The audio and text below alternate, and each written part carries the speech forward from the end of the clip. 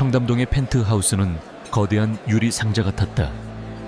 서울의 야경이 보석처럼 쏟아져 들어왔지만 한서연에게 그 화려함은 닿지 않는 신기루일 뿐이었다. 결혼 생활 2년 이 집은 그녀에게 단 한 번도 따뜻한 보금자리가 되어준 적이 없었다.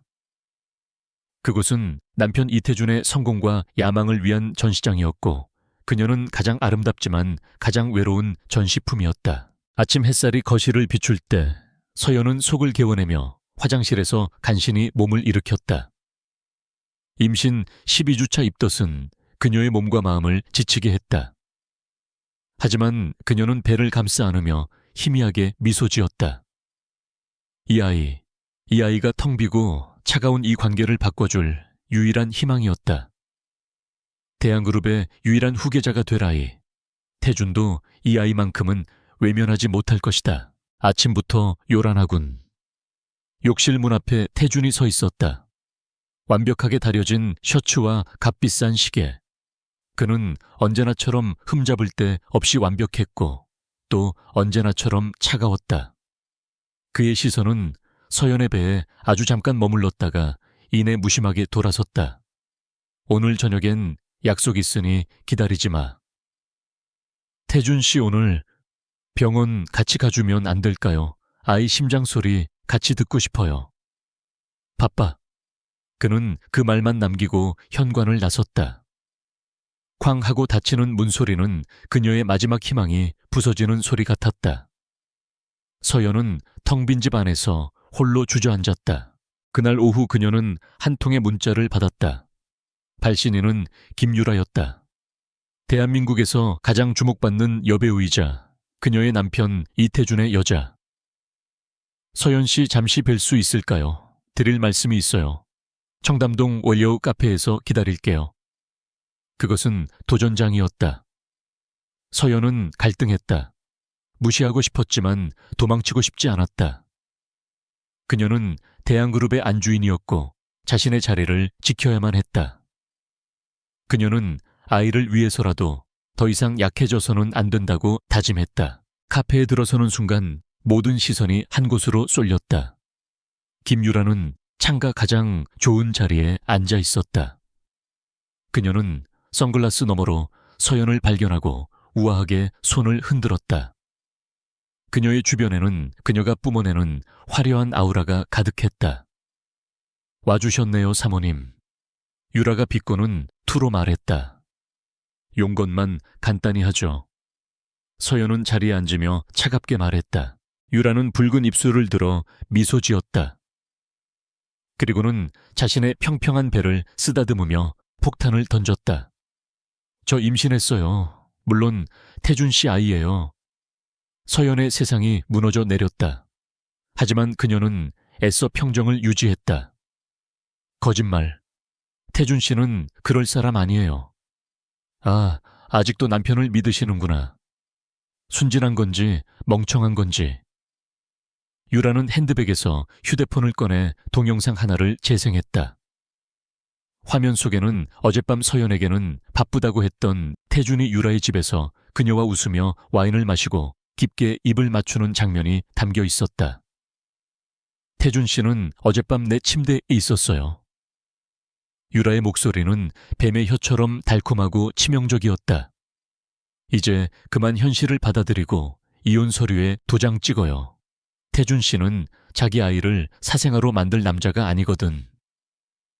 마지막 남은 자존심이라도 지키고 싶으면 스스로 물러나는 게 좋을 거예요. 서연은 더 이상 아무 말도 할 수 없었다.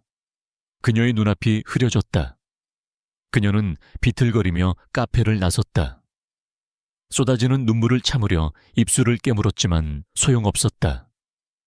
그녀의 차에 시동을 걸었을 때 그녀의 머릿속은 온통 배신감과 절망으로 가득 차 있었다. 그녀가 흐릿한 시야로 운전을 시작했을 때 뒤에서 검은색 세단 한 대가 따라붙었다. 김유라의 차였다. 유라는 서연의 차 옆으로 나란히 붙어 창문을 내리고 비웃음을 날렸다.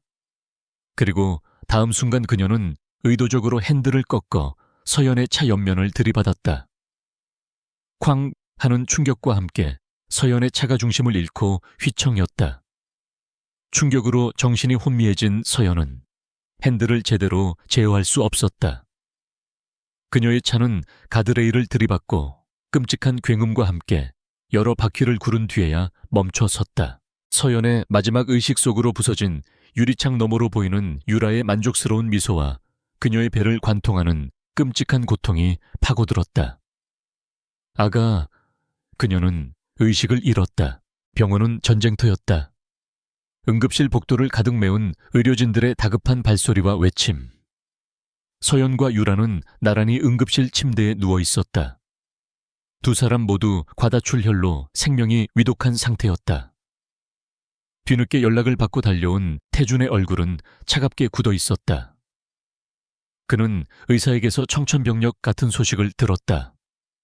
두 분 모두 희귀 혈액형인데 지금 병원 혈액 재고가 한 명분밖에 남지 않았습니다. 둘 중 한 사람만 즉시 수술에 들어갈 수 있습니다. 이 상무님 선택하셔야 합니다.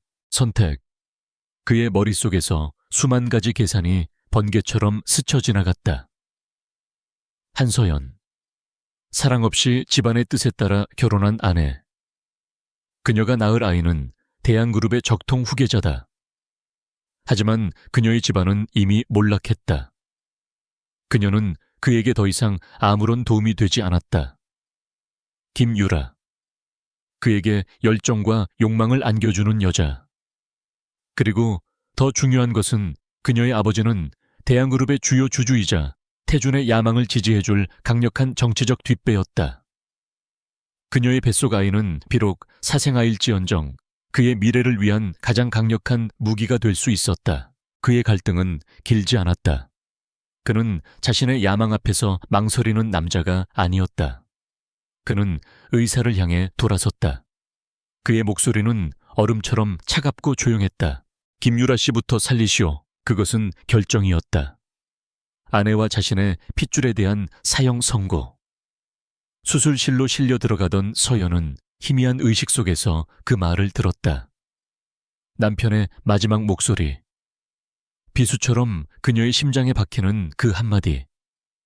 그녀의 눈에서 마지막 눈물 한 방울이 흘러내렸다. 칠흑 같은 어둠이 그녀를 덮치기 직전 그녀의 머릿속에는 단 하나의 생각만이 남아있었다. 복수. 반드시 복수하리라. 시간은 부서진 조각처럼 흩어졌다. 1년이라는 세월이 흘렀지만 한서연에게 그 시간은 존재하지 않는 심연이었다. 그녀의 의식은 깊고 어두운 바닷속을 부유하다가 아주 천천히 고통스럽게 수면 위로 떠올랐다. 가장 먼저 느껴진 것은 몸을 감싸는 부드러운 시트의 감촉과 희미한 소독약 냄새, 그리고 그 사이를 파고드는 싱그러운 꽃향기였다. 규칙적으로 울리는 기계음이 고요한 공간을 채우고 있었다. 무거운 눈꺼풀을 들어 올렸을 때 그녀의 눈에 들어온 것은 낯선 천장이었다. 5성급 호텔의 스위트룸이라고 해도 믿을 만큼 넓고 고급스러운 병실. 창밖으로는 잘 가꾸어진 정원이 보였다. 그녀는 창가 의자에 앉아 정원을 내려다보는 한 남자를 발견했다. 흠잡을 데 없는 수트를 입은 남자의 뒷모습은 조각상처럼 고요하고 단단했다. 그녀가 깨어난 것을 느꼈는지 남자가 천천히 돌아섰다. 강지욱이었다. 그는 그녀의 침대 옆으로 다가왔다. 그의 얼굴에는 어떤 감정도 읽을 수 없었다. 차가운 관찰자의 시선, 그리고 그 이면에 숨겨진 무언가가 그녀를 혼란스럽게 했다. 정신이 듭니까? 그의 목소리는 낮고 차분했다. 여긴 어디죠, 나는? 서연의 목소리는 갈라져 나왔다. 병원입니다. 지욱이 말했다. 당신 이름은 한서진. 1년 전 끔찍한 교통사고를 당했고 지금까지 코마 상태였습니다. 한서진. 그 이름은 너무나도 낯설었다. 마치 다른 사람의 옷을 억지로 입은 듯. 단 위화감이 들었다. 나는 당신의 약혼자 강지욱입니다. 그의 말은 사실을 고하듯 담담했지만 그의 머릿속은 복잡한 계산으로 가득 차 있었다. 이것은 거짓말이었다. 하지만 그의 목적을 위한 유일한 길이었다. 진짜 한서진. 그의 어린 시절 친구이자 정략적인 약혼자였던 그녀는 1년 전 대양그룹의 비리를 파헤치다 흔적도 없이 사라졌다. 그리고 같은 날 그녀와 놀랍도록 닮은 이 여자가 의식불명 상태로 발견되었다. 이것은 우연이 아니었다. 이 여자는 한서진의 실종에 대한 유일한 열쇠였다. 며칠 후 서연은 퇴원했다. 지욱은 그녀를 자신의 집으로 데려갔다. 그의 집은 집이라기보다는 성에 가까웠다. 높은 담벼락과 울창한 숲으로 둘러싸인 현대적이고 미니멀한 디자인의 거대한 저택. 아름다웠지만 감옥처럼 차갑고 외로웠다. 집안의 모든 사용인들은 그녀를 극진히 대접했지만 보이지 않는 벽을 쳤다. 그들은 그녀를 서진 아가씨라고 부르며 완벽하고 기계적인 예의를 갖추었다. 특히 홍 집사라고 불리는 나이든 집사는 그림자처럼 그녀를 따르며 모든 것을 챙겨주었지만 그의 눈에는 언제나 경계심이 서려 있었다. 서연은 이 금빛 세장 안에서 완벽하게 고립되었다. 기억을 잃은 그녀에게 남은 것은 악몽뿐이었다. 밤마다 그녀는 산산조각 나는 유리 파편과 피비린내, 그리고 배를 꿰뚫는 듯한 끔찍한 고통 속에서 허우적거렸다. 그리고 언제나 한 남자의 차가운 목소리가 그녀의 귓가를 맴돌았다. 그 여자부터 살려. 그녀는 비명을 지르며 잠에서 깨어났지만 꿈의 내용은 희미한 잔상으로만 남을 뿐 그 고통의 근원을 기억해낼 수는 없었다. 그저 가슴을 짓누르는 상실감과 배신감만이 선명했다. 어느 나른한 오후 서연은 저택의 거실에서 무심코 TV를 보고 있었다. 거대한 벽면 스크린에서는 경제 뉴스가 흘러나오고 있었다. 대양그룹이 창사 이래 최대 실적을 기록했습니다. 위기를 기회로 바꾼 이태준 부회장의 공격적인 경영 능력이 다시 한번 입증되었습니다. 화면에 한 남자의 얼굴이 클로즈업되었다. 자신감 넘치는 미소를 띤 성공한 젊은 경영인의 표본 이태준. 그의 옆에는 화려한 여배우 김유라가 한 살배기 아들을 안고 행복하게 웃고 있었다. 완벽한 가족의 모습이었다. 그들의 얼굴을 보는 순간 서연의 머릿속에서 무언가 폭발했다. 망치로 머리를 내려치는 듯한 격렬한 고통이 그녀를 덮쳤다. TV 화면이 흐려지고 소리가 왜곡되어 들렸다. 악몽 속의 파편들이 섬광처럼 스쳐 지나갔다. 병원의 차가운 복도, 이태준의 냉정한 눈, 그리고 그의 입술이 움직여 내뱉던 잔인한 단어들. 그리고 귓가에 울리는 아기의 울음소리. 자신의 아기, 자신이 잃어버린 아기. 서연은 머리를 감싸쥐고 비명을 질렀다. 그것은 인간의 목소리라기보다는 상처 입은 짐승의 처절한 울부짖음이었다. 그녀의 몸이 격렬하게 경련을 일으키며 바닥으로 쓰러졌다. 지욱과 홍 집사가 놀라 달려왔다. 서연은 고통 속에서 발버둥치며 의식을 잃어가고 있었다. 과거는 죽지 않았다. 그것은 그녀의 기억이라는 심연 속에서 복수라는 발톱을 세우고 기어 나오고 있었다. 지욱은 바닥에 쓰러져 고통스러워하는 그녀를 내려다보았다. 그의 얼굴은 여전히 차가운 계산으로 가득 차 있었지만 그의 눈동자 깊은 곳에서는 아주 미세한 균열이 일어나고 있었다. 연민혹은 자신의 게임판 위 말이 자신이 상상했던 것보다 훨씬 더 비극적인 사연을 가지고 있다는 뒤늦은 깨달음이었다.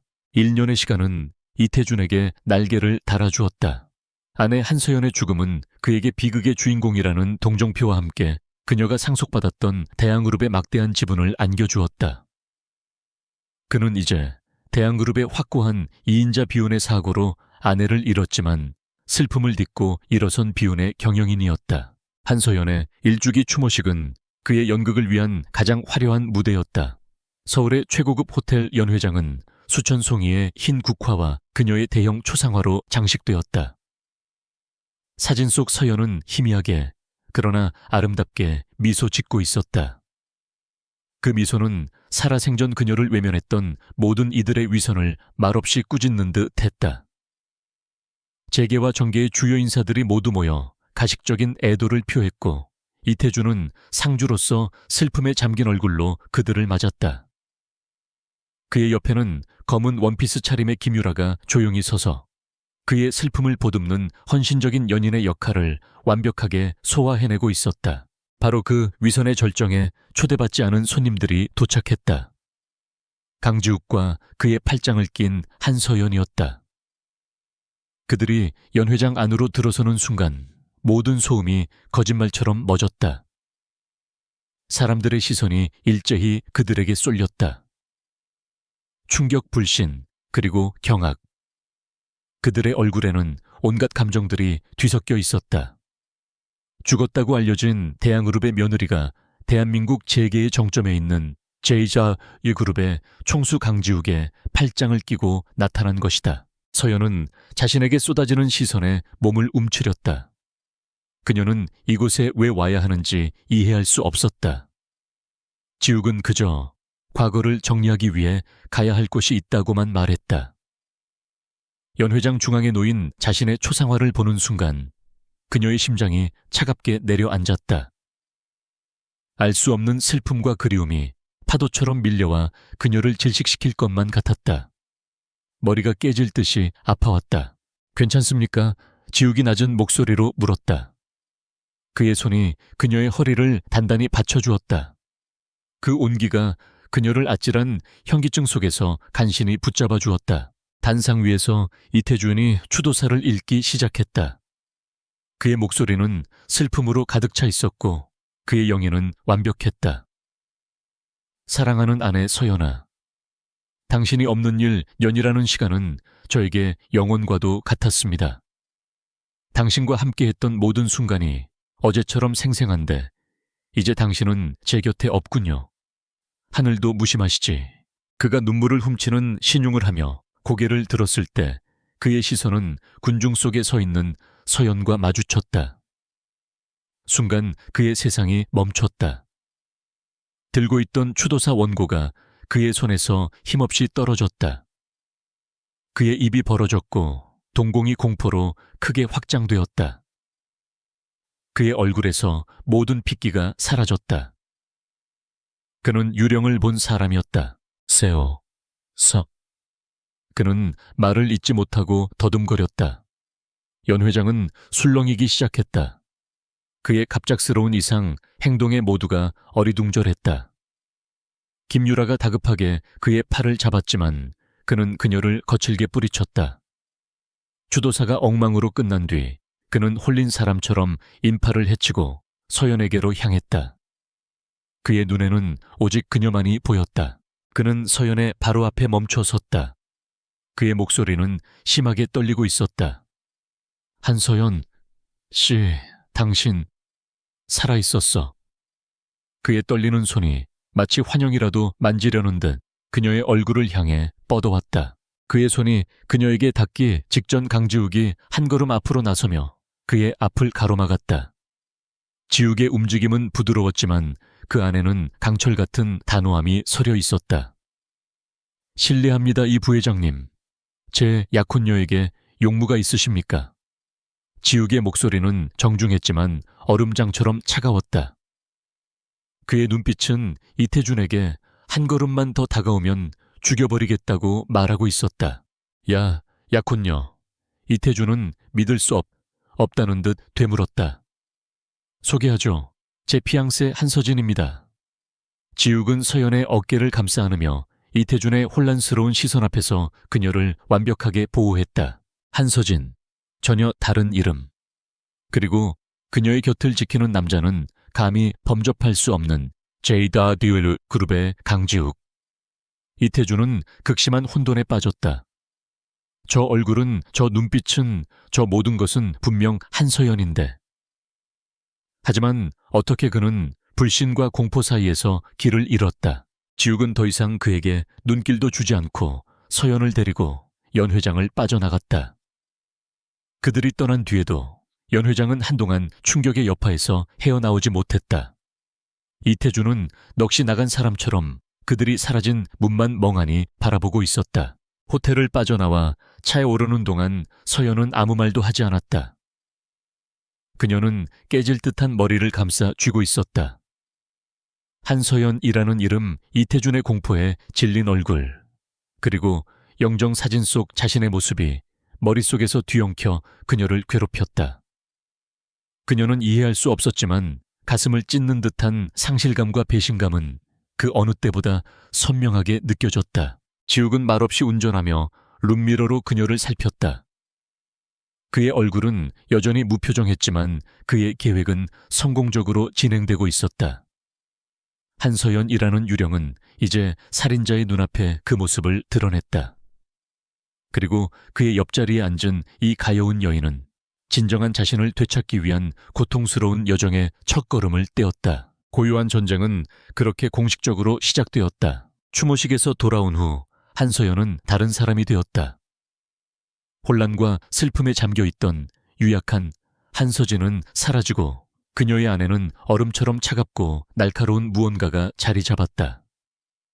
그녀는 더 이상 악몽에 시달리며 비명을 지르지 않았다. 대신 불면의 밤을 뜬 눈으로 지사오며 흩어진 기억의 파편들을 맞추기 시작했다. 강지욱의 저택에 있는 서재는 작은 국립 도서관과도 같았다. 서연은 그곳에 틀어박혀 지난 일 연간의 모든 신문과 잡지를 미친 듯이 파고들었다. 한서연, 이태준, 대항그룹, 교통사고. 4개의 키워드로 검색된 수천 개의 기사들을 읽고 또 읽었다. 진실은 잔인한 모자이크처럼 조각 하나하나가 맞춰질 때마다 그녀의 심장을 찔렀다. 가장 먼저 발견한 것은 1년 전의 교통사고 기사였다. 임신부 2명 탑승 차량 추돌 사고로 전복 2 산모 모두 위독. 그 아래에는 그녀와 김유라의 사진이 작게 실려 있었다. 며칠 뒤에 후속 기사. 대항그룹 며느리 한서연 씨 끝내 사망. 이태준 부회장 오열. 그리고 한 달 뒤 이태준과 김유라가 나란히 공식 석상에 나타난 사진. 슬픔을 딛고 경영에 복귀한 비운의 후계자와 그를 위로하는 헌신적인 연인. 마지막으로 몇 달 전 발행된 잡지에는 세기의 커플 이태준 부회장과 톱스타 김유라 사랑의 결실인 아들 돌잔치 열어라는 제목과 함께 세 사람이 완벽한 가족처럼 행복하게 웃고 있는 사진이 대문짝만하게 실려 있었다. 모든 조각이 맞춰지는 순간 서연은 숨을 쉴 수 없었다. 기억의 댐이 무너져 내리며 끔찍한 진실의 급류가 그녀를 덮쳤다. 병원의 차가운 공기, 소독약 냄새, 뱃속을 찢는 듯한 고통, 그리고 귓가에 울리던 남편의 목소리. 김유라 씨부터 살리쇼. 그는 자신과 자신의 아이를 버렸다. 죽음의 문턱으로 밀어 넣었다. 그녀는 비명을 지르지 않았다.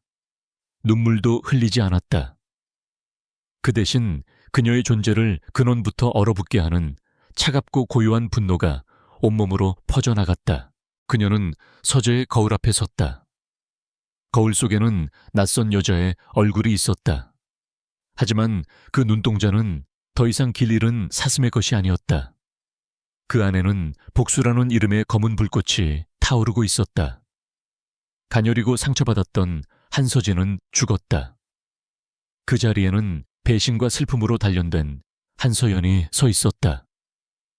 그녀의 심장은 얼음으로 변했고 그녀의 머리는 오직 하나의 목표를 향해 날카롭게 벼려졌다. 복수.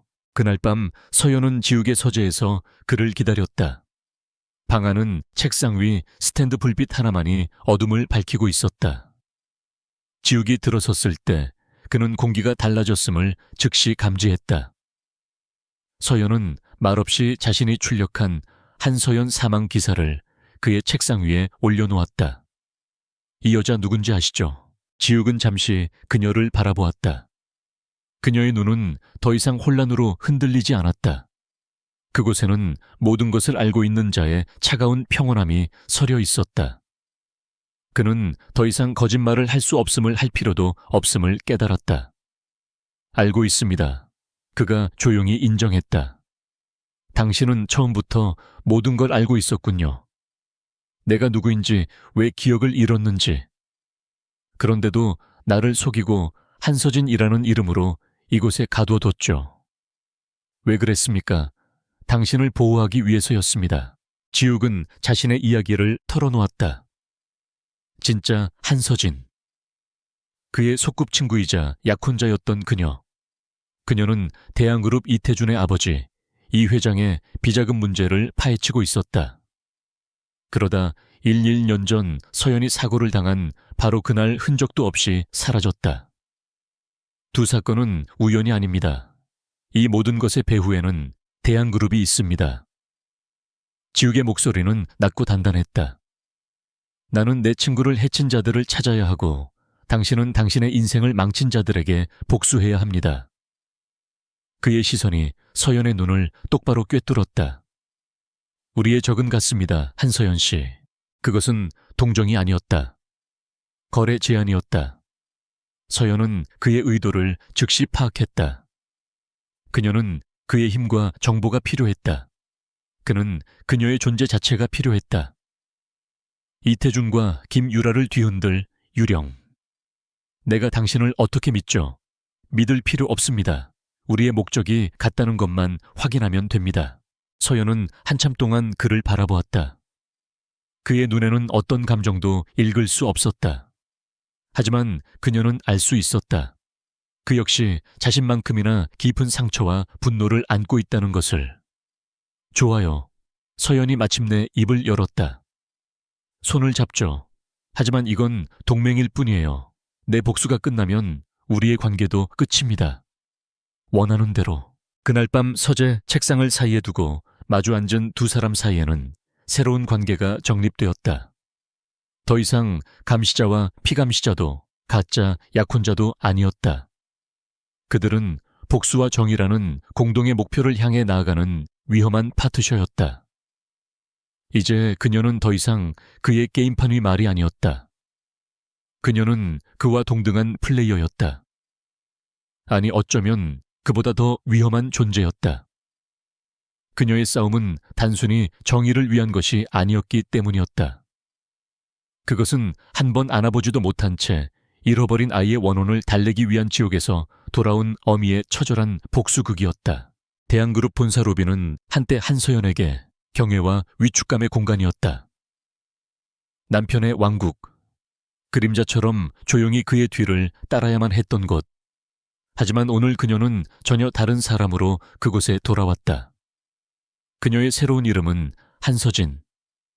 미국 명문 로스쿨을 졸업하고 제이바이유리 그룹의 파견 변호사 자격으로 대한그룹의 합작 투자 프로젝트를 감독하기 위해 온 엘리트였다. 그녀가 로비에 들어서는 순간 공기가 멈췄다.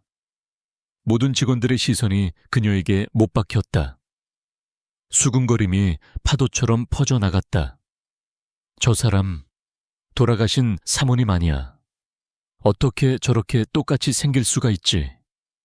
그녀는 그 모든 시선을 정면으로 받으며 흔들림 없는 걸음으로 엘리베이터를 향해 걸어갔다.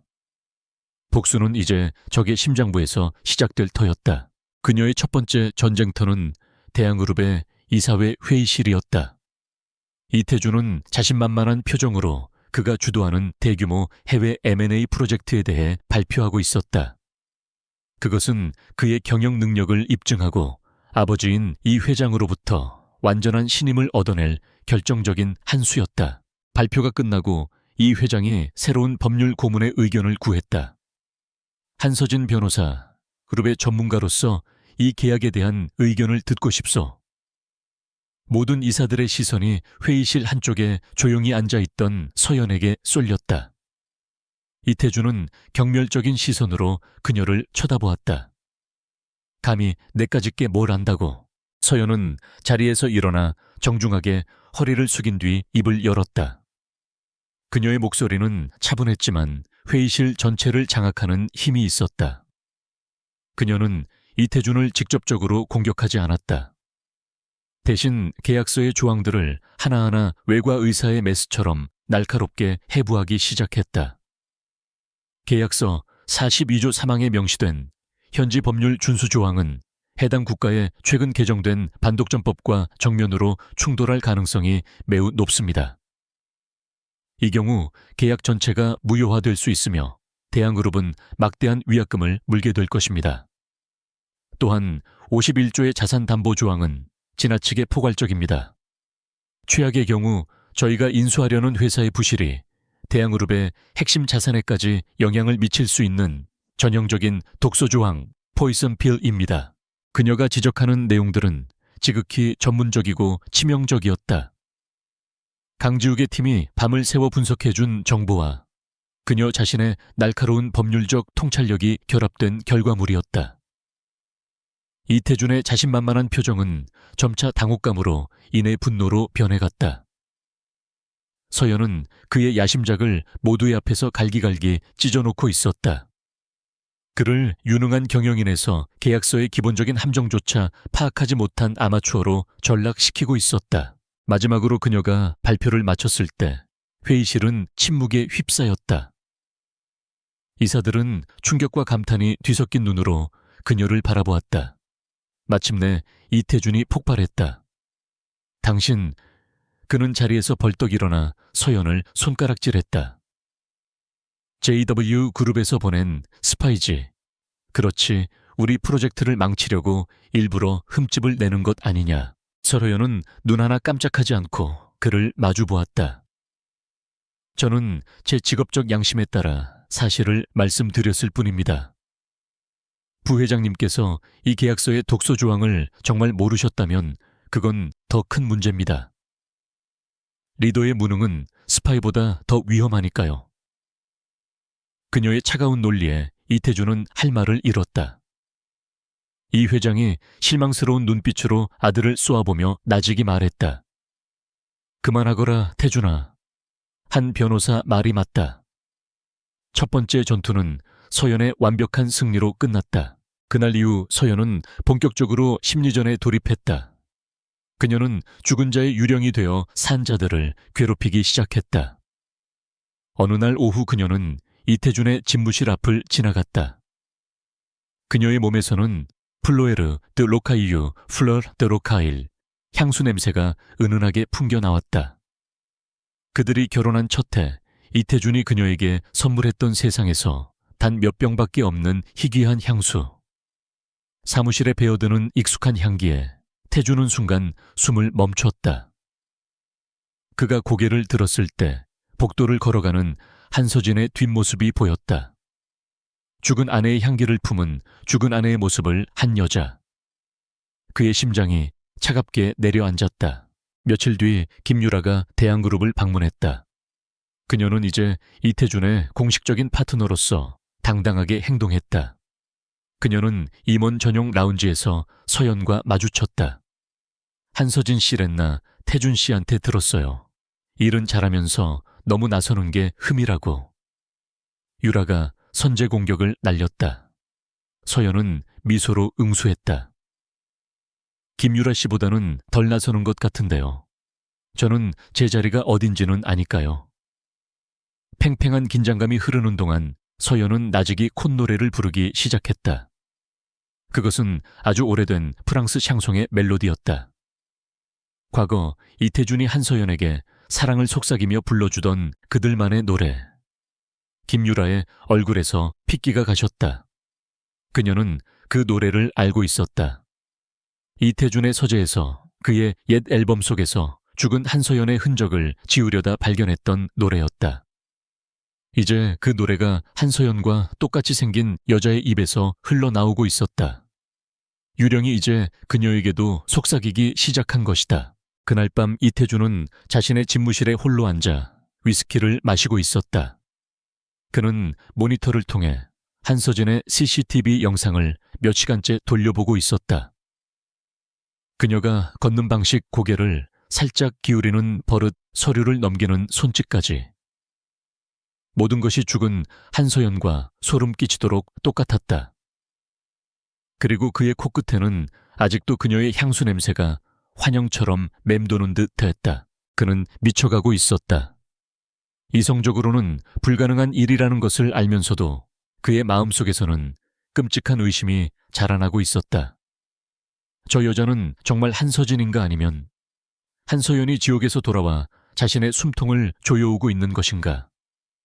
그는 텅 빈 사무실을 향해 공포에 질린 목소리로 속삭였다. 서연아. 한서연의 복수는 조용하고 차가운 불길처럼 번져나갔다. 그녀는 이태준이라는 견고한 성을 정면으로 공격하는 대신 성의 가장 약한 부분, 바로 김유라라는 기둥부터 무너뜨리기로 했다. 첫 번째 공격은 언론을 통해 시작되었다.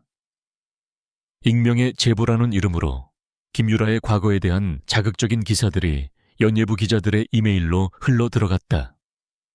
톱스타 K양 촬영장에서 상습적 갑질 논란, 데뷔 전 유흥업소 출신 의혹, 물론 모든 정보의 출처는 강지욱의 정보팀이었다.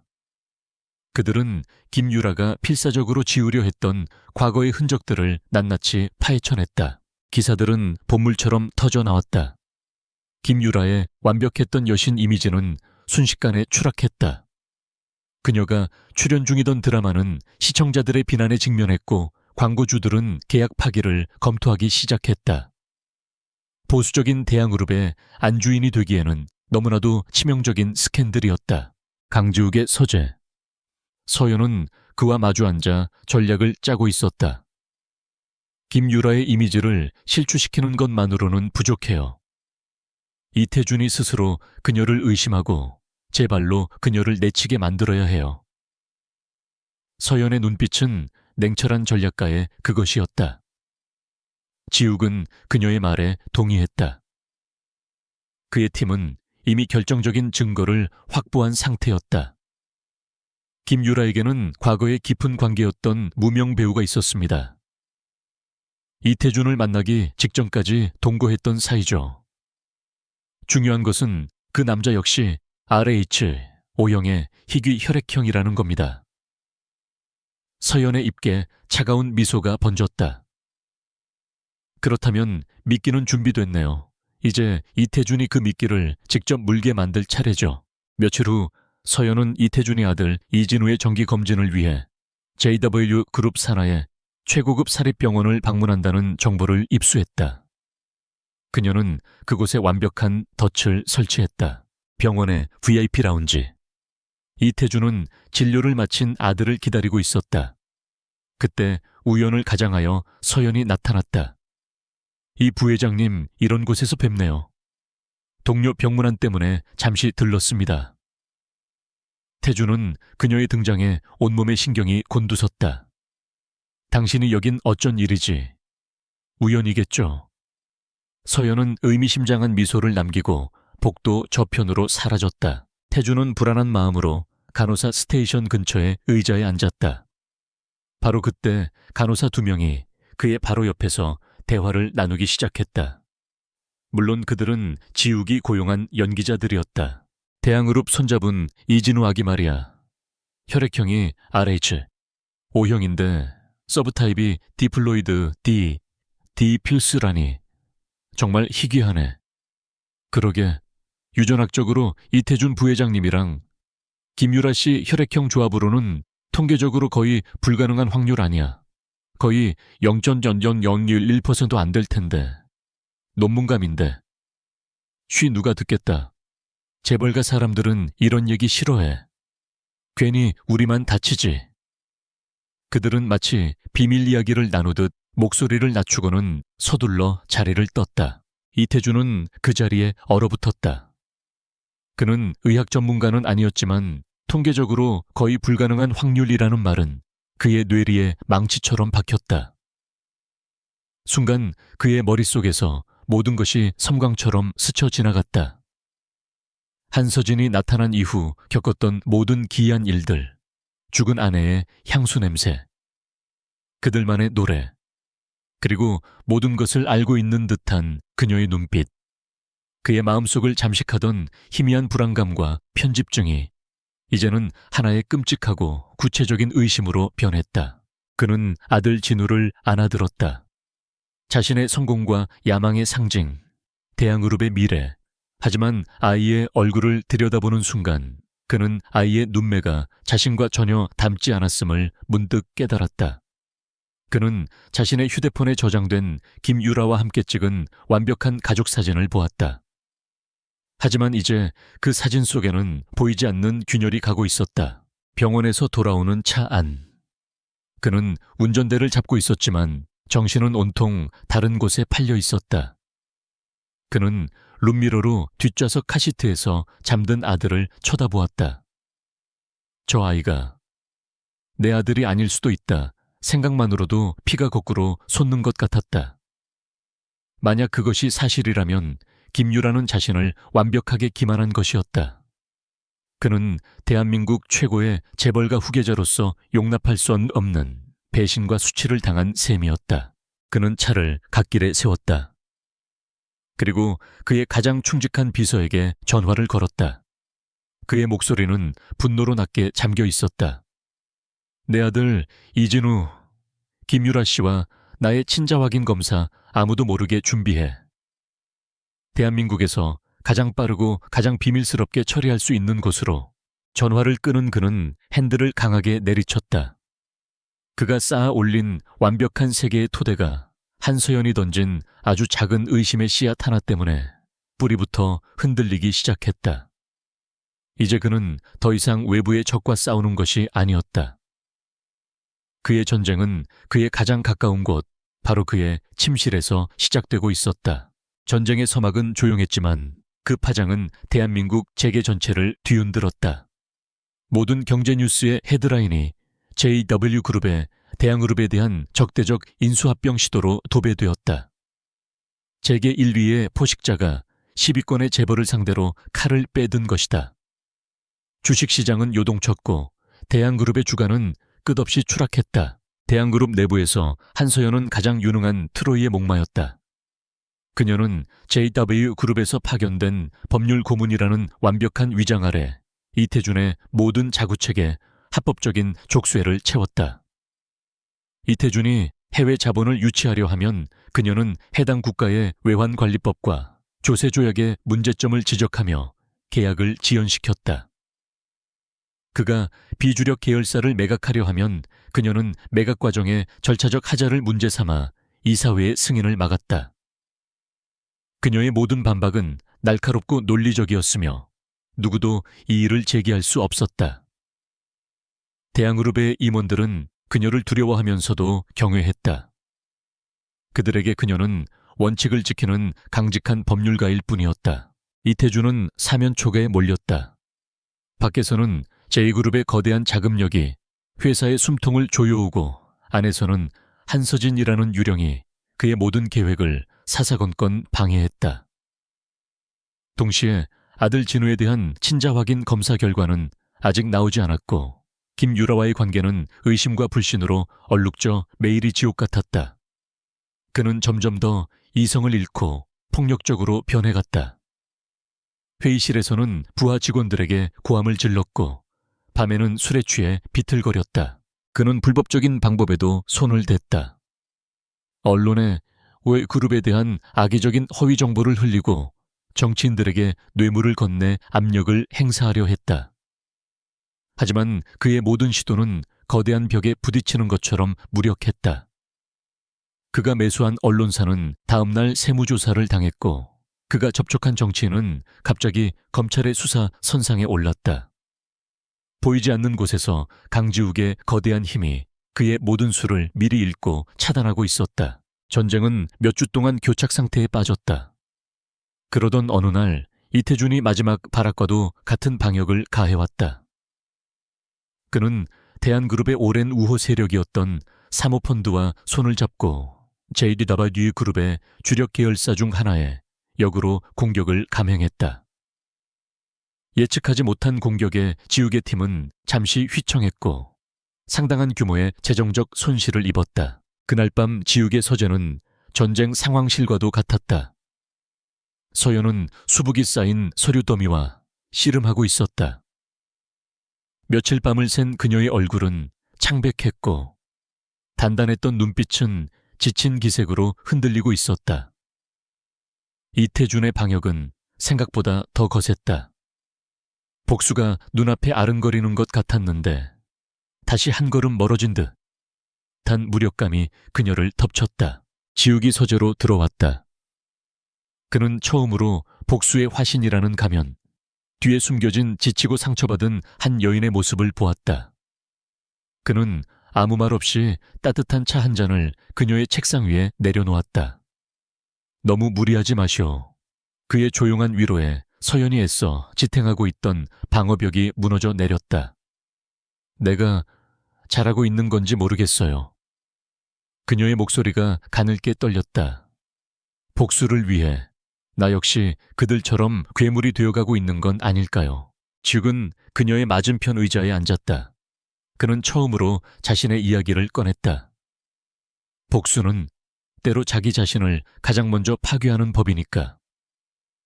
그는 사라진 약혼녀 한서진에 대해 이야기했다.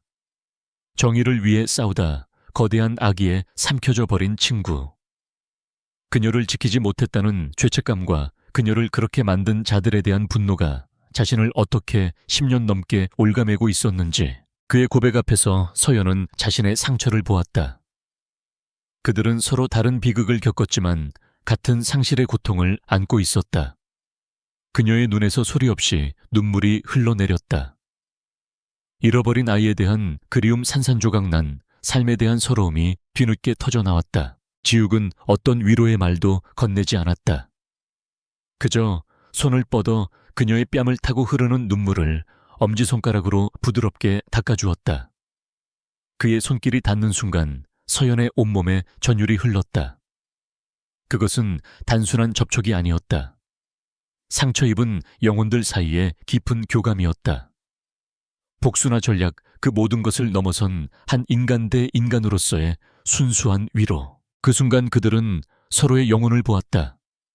모든 직함과 가면을 벗어던진 상처받고 고독한 맨 얼굴.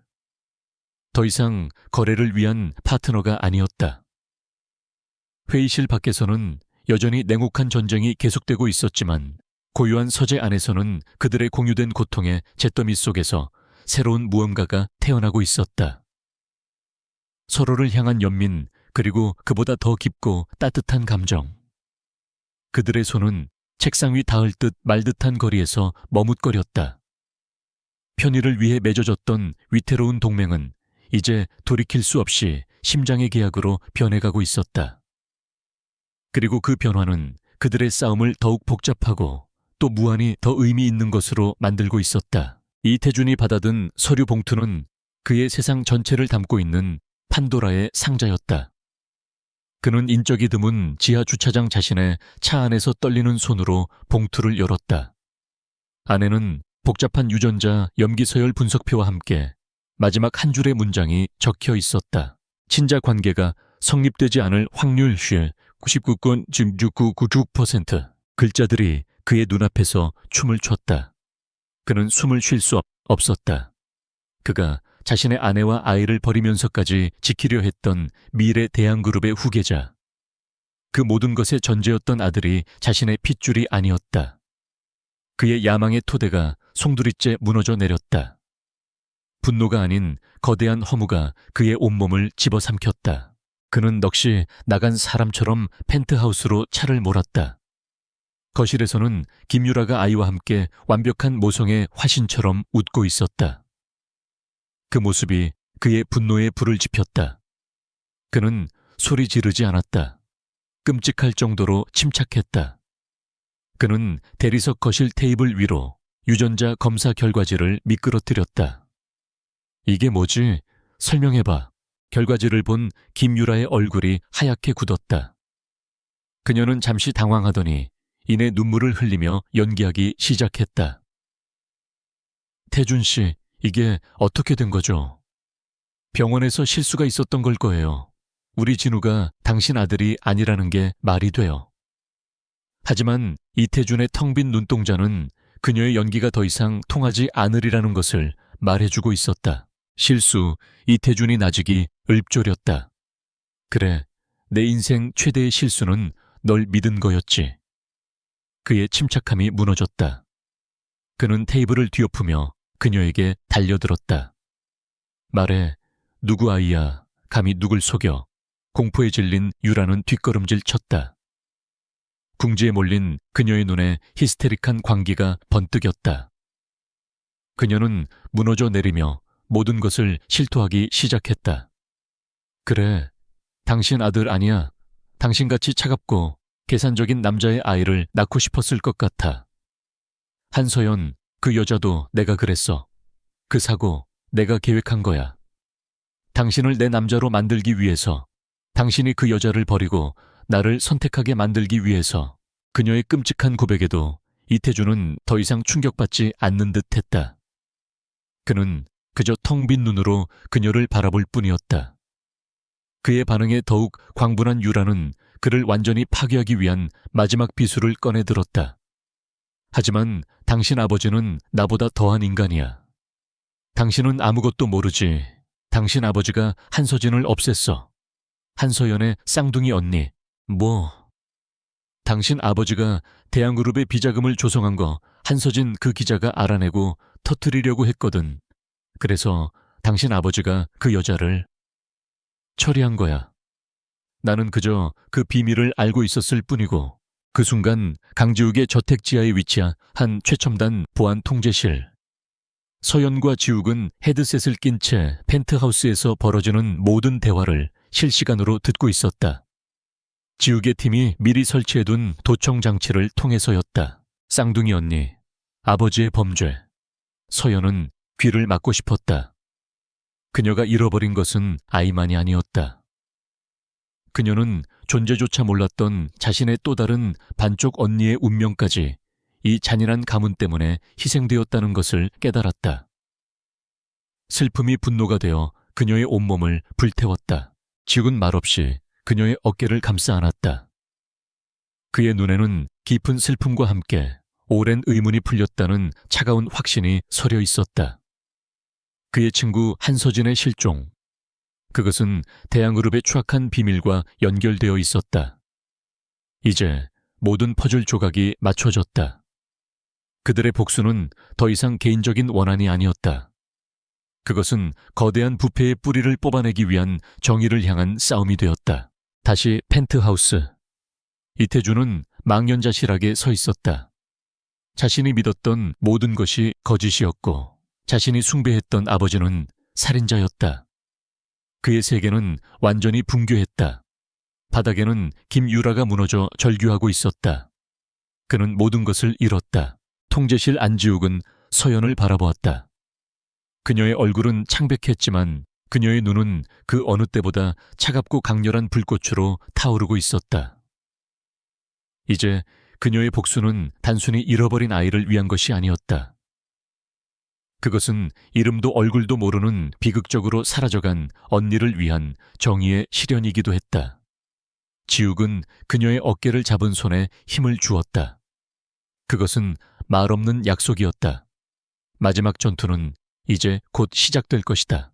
심판의 날은 대한그룹 긴급 주주총회의 형태로 찾아왔다.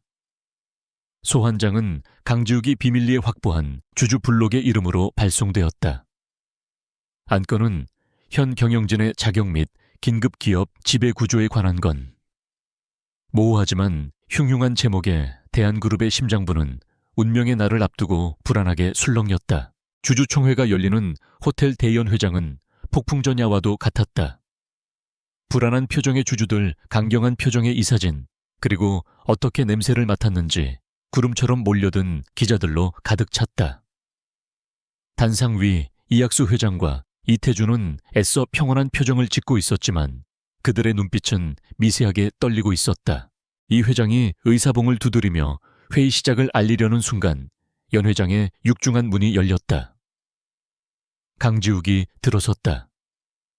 그의 옆에는 얼음처럼 차가운 표정의 한서연이 서 있었다. 새로운 대주주로서 강지욱의 등장은 합법적이었지만 그의 법률 고문으로 나타난 한서진의 존재는 이씨 부자에게 사형 선고처럼 느껴졌다. 강지욱은 주주 자격으로 발언권을 얻었다. 그는 단상으로 올라가 거대한 스크린에 파일을 띄웠다. 첫 번째 안건입니다. 대한그룹의 유일한 후계자로 알려진 이진우 군의 혈통에 대한 문제입니다. 스크린에 나타난 것은 친자 확인 검사 결과서였다. 친자 관계 불일치 확률 99.999%. 연 회장은 아수라장이 되었다.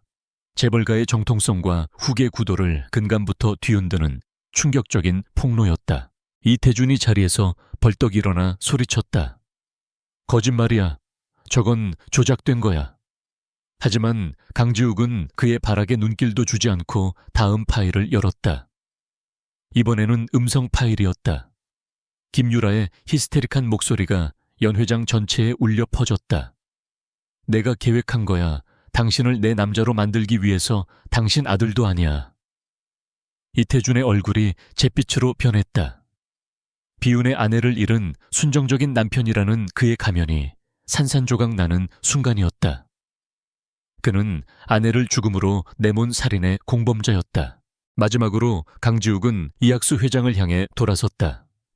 그의 손에는 10년 전의 회계 장부와 해외 계좌 내역이 들려 있었다. 이 회장님, 10년 전 대한그룹의 비자금 문제를 취재하던 한서진 기자는 어디로 사라졌습니까? 그는 이 회장의 비자금 내역과 한서진 기자가 실종 직전까지 그 비자금을 추적했다는 증거를 차례로 스크린에 띄웠다. 모든 퍼즐이 맞춰졌다. 이학수 회장은 의자에 주저앉아 더 이상 아무 말도 하지 못했다.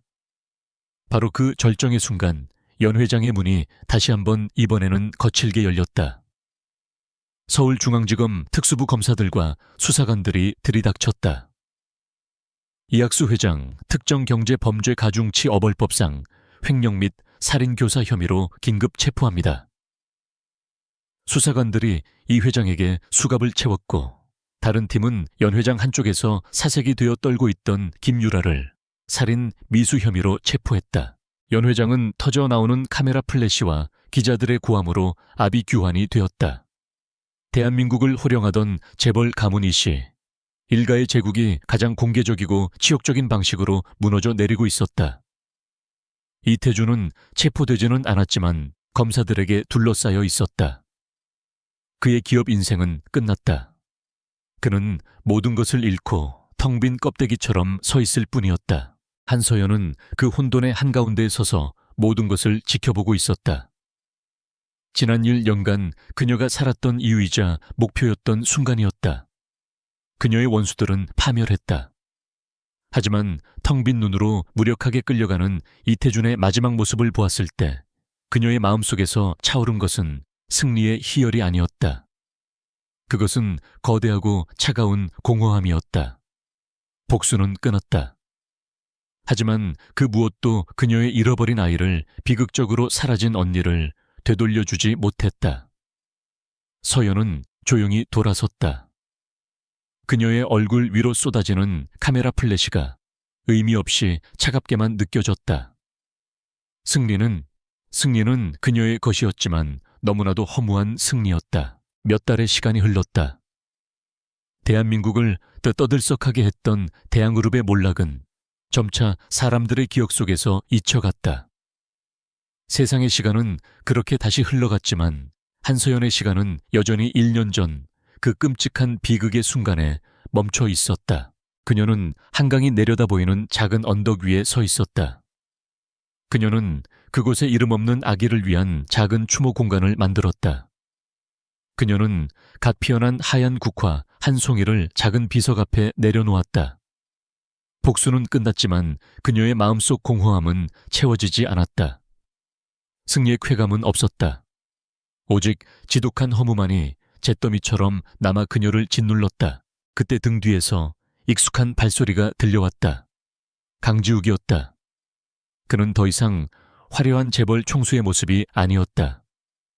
그는 그저 한 남자로서 조용히 그녀의 곁으로 다가와 함께 강물을 바라보았다. 한참의 침묵이 흐른 뒤 그가 입을 열었다. 서진 씨를 찾을 단서를 찾았습니다. 서연이 놀라 그를 돌아보았다. 아직 확실하진 않지만 해외에 살아있을 가능성이 보입니다. 희망을 버리지 마시오. 그의 말은 꺼져가던 그녀의 마음속에 작은 불씨 하나를 던져주었다. 복수가 아닌 희망, 죽음이 아닌 삶을 향한 새로운 목표였다. 그들은 강변을 따라 나란히 걸었다. 서연이 먼저 입을 열었다. 저 다시 내 이름을 찾았어요. 그녀의 목소리는 조용했지만 그 어느 때보다 단단했다. 이제 법적으로도 나는 한서연이에요. 그녀는 멈춰서서 지욱을 마주 보았다. 그리고 대한그룹에 대한 모든 권리 다 포기할 거예요. 그 돈 나한테는 피 묻은 돈이나 다름없으니까요. 그럼 앞으로 어쩔 생각이요. 재단을 만들 거예요. 서연의 눈이 반짝였다. 내 아이와 내 언니의 이름으로. 나처럼 배신당하고 모든 것을 잃은 여자들과 아이들을 돕는 재단이요. 내 고통이 다른 누군가에게는 희망이 될 수 있도록. 그녀의 모습에서 지욱은 자신이 사랑에 빠졌던 바로 그 여자를 보았다. 불의에 맞서던 용기 상처 속에서도 타인을 향한 연민을 잃지 않는 강인함. 그는 그녀가 복수의 화신이 아니라 절망의 잿더미 속에서 피어나는 불사조라는 것을 깨달았다. 지욱은 그녀의 손을 조심스럽게 잡았다. 그리고 그녀의 눈을 깊이 들여다보았다. 한서진이 아니라 한서연. 그가 나직이 그녀의 이름을 불렀다. 복수를 위한 파트너가 아니라 내가 사랑하는 여자. 당신 곁에 평생 있게 해 주십시오. 그는 주머니에서 작은 벨벳 상자를 꺼내 열었다. 그 안에는 화려하지 않지만 밤하늘의 별처럼 맑게 빛나는 작은 다이아몬드 반지가 들어있었다. 나와 결혼해 주겠소. 그것은 계약도 거래도 전략도 아니었다. 상처 입은 한 남자가 상처 입은 한 여자에게 건네는 진심으로 가득 찬 서툰 고백이었다. 서연은 그의 눈을 보았다. 그 안에는 세상의 모든 부와 권력을 가진 재벌 총수가 아닌 사랑하는 여자의 대답을 기다리는 한 남자의 불안과 희망이 담겨 있었다. 그녀의 마음을 올가매고 있던 마지막 얼음 조각이 햇살 아래 녹아내렸다. 그녀의 입가에 아주 오랜만에 진심 어린 미소가 번졌다. 그녀는 눈물을 흘리며 천천히 고개를 끄덕였다. 네, 1년 후 봄. 서울 시내가 한눈에 내려다 보이는 언덕 위 새로운 건물의 기공식이 열리고 있었다. 서연과 서진의 집. 세상의 모든 상처 입은 여성들을 위한 쉼터가 될 재단의 이름이었다. 한서연은 강지욱의 팔짱을 끼고 따스한 봄 햇살 아래 서 있었다. 그녀의 배는 희망처럼 부드럽게 불러 있었다. 지욱이 그녀의 어깨를 감싸 안으며 속삭였다. 후회하지 않소. 서연은 지욱을 올려다보았다. 그리고 희망으로 가득 찬 미래의 건물을, 그 너머의 서울 풍경을 바라보았다. 그녀는 평온한 미소와 함께 고개를 저었다. 아니요, 단 하나도. 그들은 서로의 손을 마주 잡았다. 굳게 깍지 낀 두 손. 지독한 겨울을 함께 견뎌내고 마침내 새로운 봄을 맞이한 두 사람이었다. 복수의 어둠은 지나갔고 이제 그들의 앞에는 사랑과 치유, 그리고 희망으로 가득 찬 새로운 여정이 펼쳐져 있었다.